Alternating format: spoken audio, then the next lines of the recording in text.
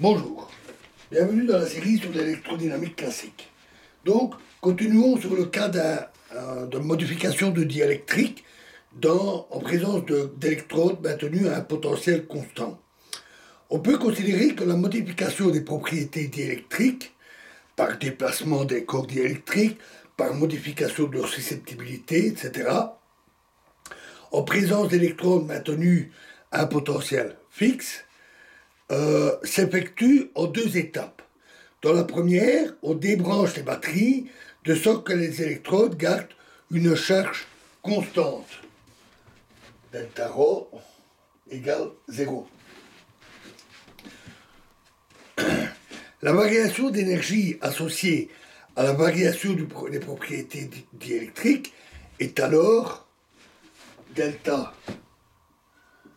W1, pour la première étape, égale 1 demi intégrale de ρ delta phi 1 ou d cube x où delta phi 1 est la variation affectant le potentiel. On peut montrer, puisque c'est exactement l'exercice que nous avions fait d'un déplacement de diélectrique en présence de charges fixes, que ça redonne la variation qu'on avait vue, qui était W égale moins 1 demi intégrale sur le volume considéré de epsilon 1 moins epsilon 0, la variation, le déplacement du diélectrique par exemple, fois E0 d cube x. Dans la seconde étape, on rebranche les batteries sur les électrodes pour ramener leur potentiel à leur valeur initiale. Il y a alors un écoulement de charge, delta ρ2, 2 pour la deuxième étape, des batteries vers les électrodes, qui accompagnent la variation de potentiel, delta phi 2, égale moins delta phi 1. Pour revenir au potentiel initial. Remarquons qu'il suffit d'avoir cette relation sur les électrodes, car celles-ci sont les seuls endroits où s'accumulent les charges libres. Tout le reste du potentiel se divisant par l'équation de Laplace. La variation d'énergie associée à la seconde étape est donc delta W2 est égal à 1 demi intégrale de ρ delta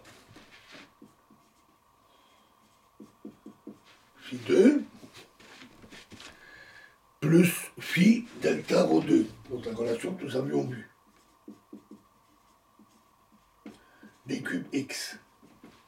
Et on a vu aussi, là, le diélectrique ne bouge pas, ne change pas, et dans ce cas-là, les deux contributions sont égales. Et donc, c'est égal à moins 2 delta W1. Il suffit de remplacer delta phi 2 par moins delta phi 1, d'utiliser ceci et de dire les deux contributions sont égales, on obtient ceci.